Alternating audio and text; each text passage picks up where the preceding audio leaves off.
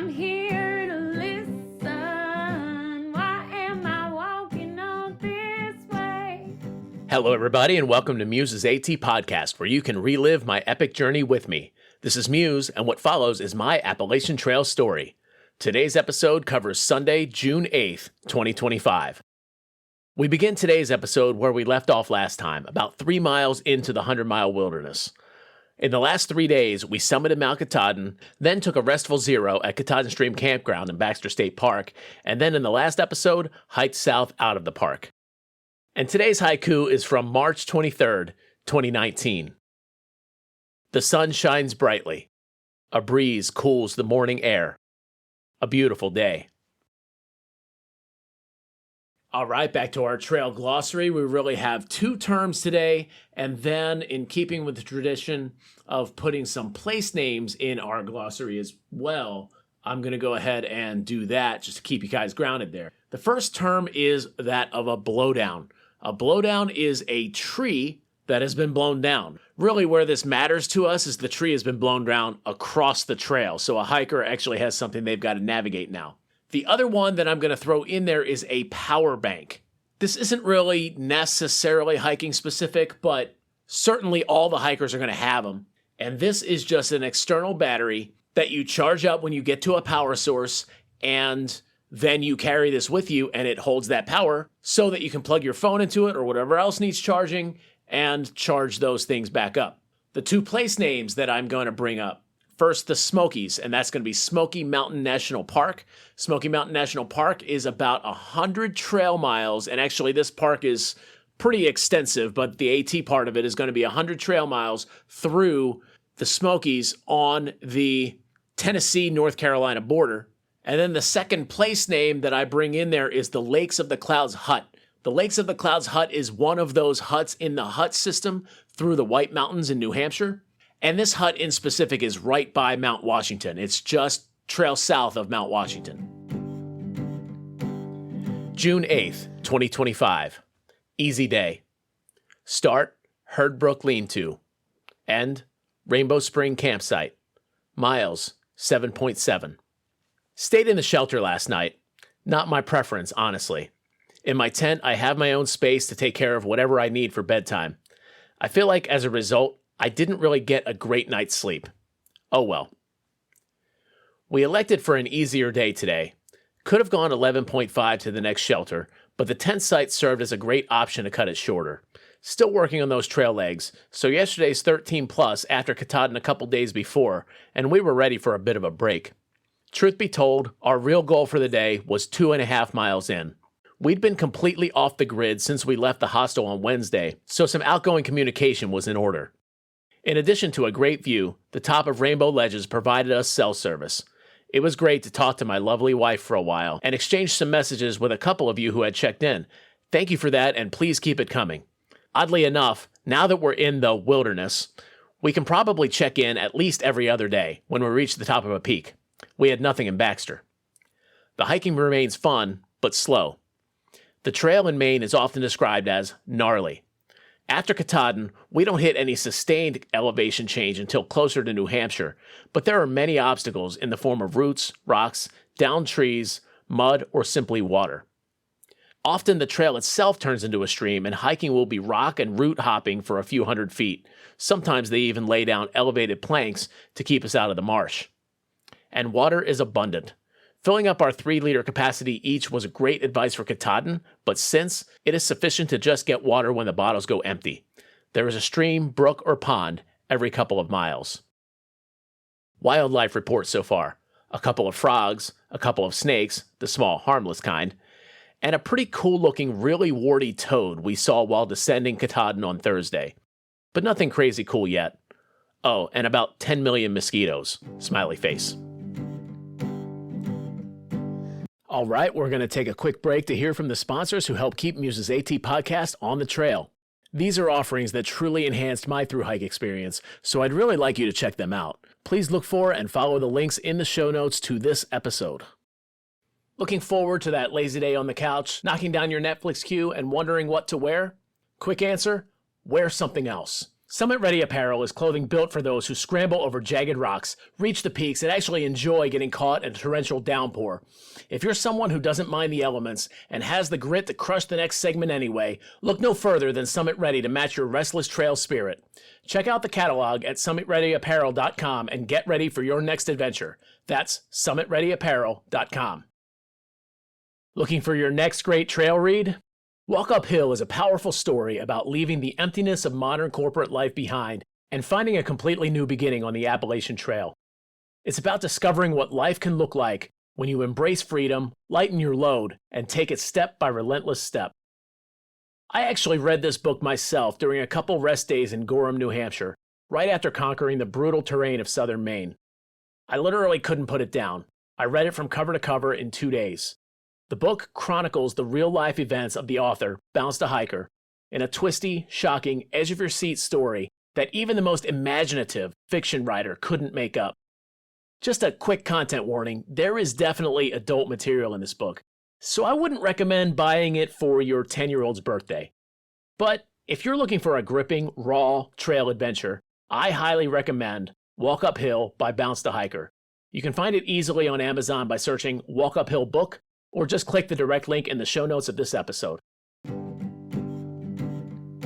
All right, we start off today with a correction. The journal actually corrected something we said in a past episode. We'll have that. And what I'm seeing here is that we had 3 liters of water capacity, and originally I posited that we had 4. So later on I had 4 because I had 2 water bottles, one in front of me on that hydration sleeve and one on my side. And then I have a 2-liter Canuck. There you go. I said it right. Only now I made myself the one weirdo who said it that way. So I really don't know which way to go on that word. But anyway, 2 liters on that thing and 2 water bottles.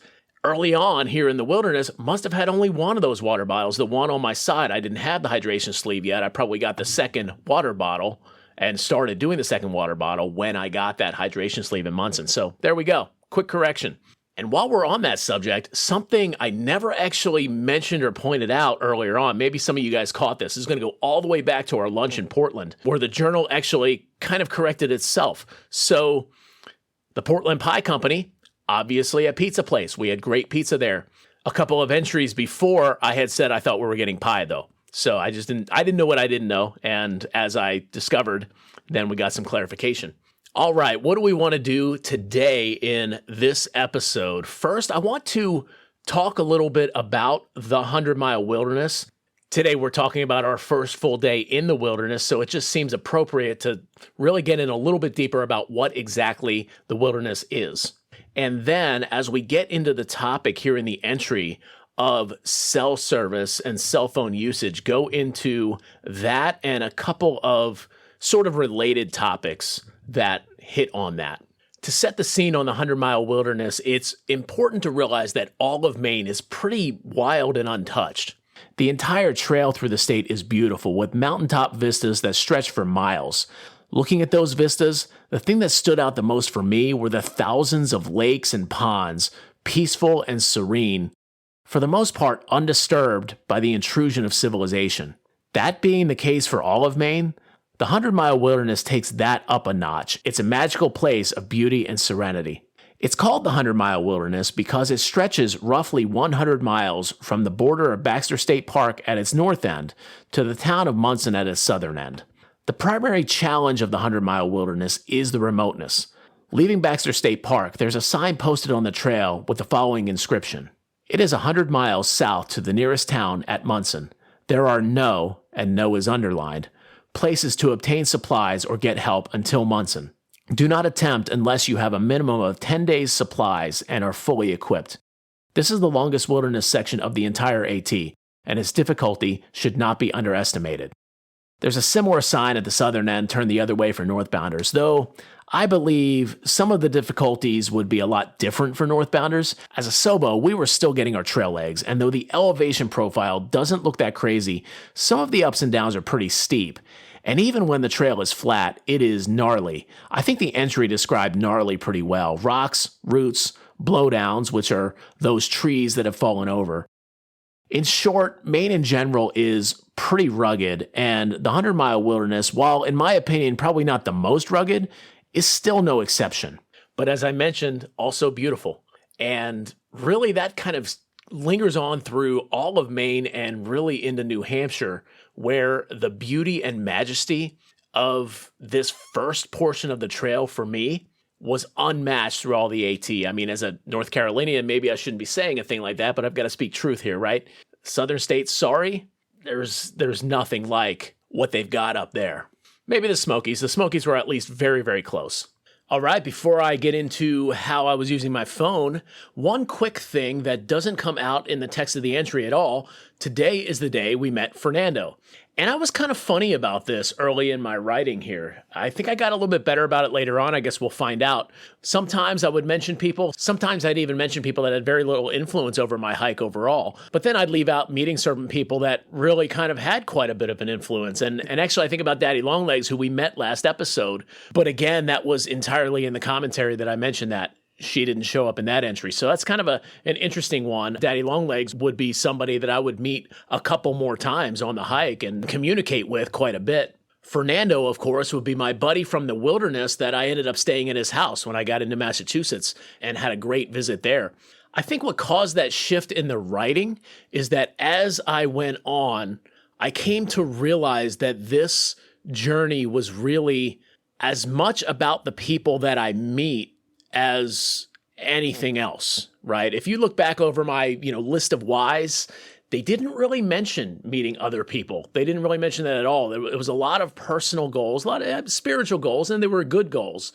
But I missed the people aspect coming in. And that's the one that it's kind of funny because it's not really a new goal or a new whole aspect or whatever, but it was a way that all of those original whys got put through a completely different lens. And they were the right whys, but there was an aspect that I was missing at how to look at those questions of why and how they were ultimately answered. Maybe that's what I'm trying to say is, the why because of the people you meet. Anyway, we'll get to a point where I'm a lot better about talking about the people because I'm starting to grow into realizing that. On this day, I kind of laid out actually in the intros last episode how we met Fernando pretty well, but kind of go over it real quickly again. We came up on him at a water source. He was already getting water. Haley and I hiked up to him, and we actually needed water as well. We ended up sharing the water source for a minute there, and just a very friendly greeting, very, very congenial first contact. But then Haley and I end up coming into Rainbow Spring campsite, and Fernando's already there. He's like maybe a couple campsites over. This was a campsite that was laid out. There were probably 6 or 8 different tent sites, and he's a couple of those over.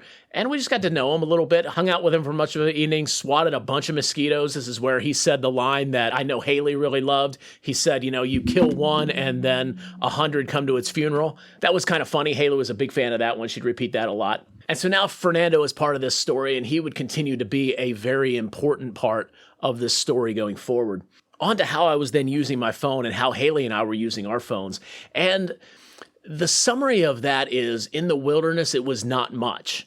This was for a couple of different reasons. One was the conservation of the batteries. For one thing, we had the phone on airplane mode the whole time. That was the way to conserve the batteries. And then I had like this super battery saver on my phone. I'm not sure if Haley had the same sort of thing. I'm an Android guy. Haley is an Apple person. And so she may or may not have had that same feature. We each had power banks. Haley's in particular was absolutely terrible. It was a small thing that really just magnetically stuck on the back of her phone. And I think that power bank may have actually even drained her phone's battery. And she would attest to how awful it absolutely was. Me, on the other hand, I had a great power bank. It is a 30 mega amp hour power bank. I ended up eventually replacing that with a 10 mega amp hour power bank, and the weight difference is, I'm holding them each one in each hand, and the weight difference is absolutely amazing. The 30 is very, very heavy. I would end up sending that home from Munson, and it's kind of the one questionable thing I did send home to Munson, although even as I say that, I don't question the decision. I mean, I just held that up, and it's a brick. It's very heavy. So I don't actually question the decision to send it home. I question the decision to send it home without having replaced it right on the spot. What I tried to do after Munson was I grabbed Haley's, and I got to experience firsthand that it really was as awful as she was saying it was. So, sorry for whatever degree I wasn't believing you there, hey. That ended up, after Munson, putting me in a dynamic where I really had to conserve on cell phone battery. I would get the replacement when I was in Rangeley with Carrie and Evan, and then it was kind of smooth sailing from there. Well, I had to figure it out for a couple days, but then I was kind of smooth sailing from there. But that real need to conserve, that was between Munson and Rangeley. It was not here in the wilderness. I had my big power bank, and so I actually had a fair amount of power banked. But that quickly ended up being for the both of us, right? So we ended up, even though I had plenty of power banked, we ended up still had to conserve a little bit.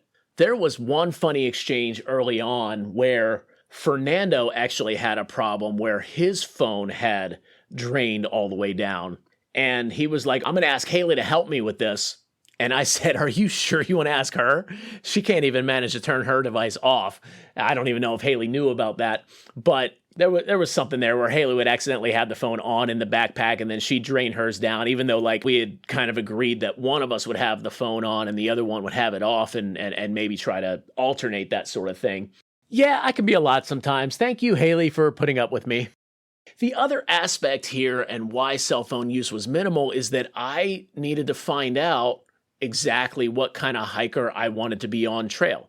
I remember telling two people explicitly, at least, and it was probably even more than this, but at two different lunch get-togethers right before I left, one with my friend John, the one that we talked about in episode 3, and another with a friend of mine that you wouldn't know named Matt. I was like, I am going to basically do my morning meditation. I'm going to power my phone down, and then I'm just going to turn it back on to write my journal entry. And I'm going to hike without my phone on the whole way. And I was thinking about this sort of idyllic, bare bones, just experiencing the trail without any technology, kind of a technology break there sort of thing. The thing that I hadn't really factored into that equation, though, was the Far Out app.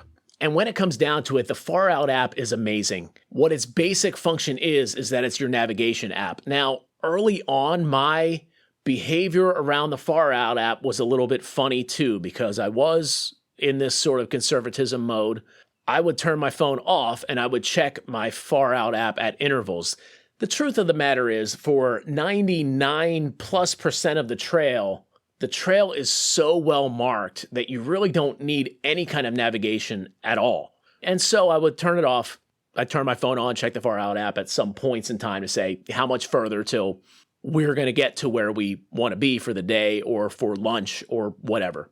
One thing I would discover in my hike, actually kind of late in my hike, would be that the act of turning my phone on and off, actually specifically the act of turning my phone off, could drain my battery up to 4%, which was kind of crazy. So turning it on and then back off again, and then an hour later doing it later, I wasn't going to lose 4% over the course of an hour most of the time, especially on that super saver battery mode, right? So that was a revelation after I had long since left it on all day anyway. But that was just a funny behavior early on that I later would learn was completely unnecessary.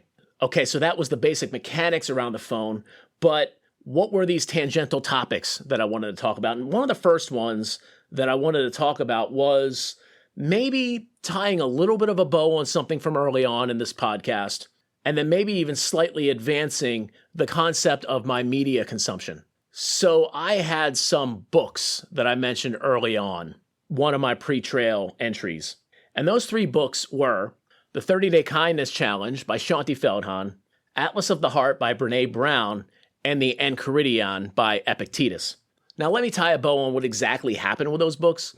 The first 2 I did read on trail. The last one, The Enchiridion, I am still working my way through, but I explicitly remember finishing the 30-Day Kindness Challenge in the Lakes of the Clouds hut where I actually took a 0 one day, and actually reading Atlas of the Heart that day as well, but I don't think I finished that until later. I think I might have even been in Virginia when I finished that. Truth of the matter here is, and the overarching point that I want to get at as far as it relates to media consumption and reading the books, was that I really didn't read that much on trail. Now, some of my friends did. I remember late in the hike getting into a shelter with Silly Putty and Foggy Froggy, and it was reading time, and I just stuck an earbud in and listened to my audiobook because I had moved on to audiobooks by that point. Reading just wasn't really in my sort of trail checklist of things to do, as it turned out, and I didn't expect that. Reason I think that is because reading takes at least some degree of the same energy that writing does, and if I had that sort of energy, well, as you know, I was writing. So I think that's the real reason behind that one. Now, before I really tie a bow on specifically reading and specifically these 3 books, I should probably let you know that I do think these books, especially the ones I read, had a positive impact on my hike. I think there was a mindset thing that was important. I think that they were very positive, and I think that allowed me to see myself in a connected ecosystem of people and to want to be a positive contributor to that, which I think in turn reciprocated itself back, and I had a more enriching experience because of it. Now, what media was I consuming in the wilderness? It really was limited to my meditation app. That was about it. My morning routine involved a rosary, my meditation app, and then that was probably about it as far as both media consumption and phone use outside of far out use, to be honest. But of course, there was this dynamic where we'd get to a mountaintop and then it would be messages home, and for me, also uploading journal entries, which I did at least 2 times in the wilderness, maybe even 3, and then caught up a bunch of stuff in Munson as well. One of the things I remember in the wilderness was I uploaded a bunch of them without pictures, and then I caught up the pictures in Munson when I had a more reliable network signal. And maybe before leaving the topic for the day, it might be worth noting that I really wasn't using any of the guided meditations in Insight Timer at this point in time. So Insight Timer is my meditation app that I like to use. I was really just using the timer. And so that was for the first little bit. One of the things is I really didn't realize yet that I could download the courses. I don't know when I figured that out, but once I figured it out, I started getting some more of the content. So my morning routine would be a rosary, a 20-minute meditation on the timer, and then start wrapping up the stuff around the campsite to hike for the day. The next phone topic that I teed up for this episode, but I can see that I'm going long, so we'll actually just save this for another episode, is the functionality of Far Out. I want to give you guys an idea of everything that was in that app, and I didn't even really utilize everything that was in that app, but there was a lot going on there. But again, I will save that for a future episode, as it's about time to wrap this one up. So next time, we will be continuing on into the 100-mile wilderness. Until then, this has been Muse. Thank you for walking with me, and happy trails.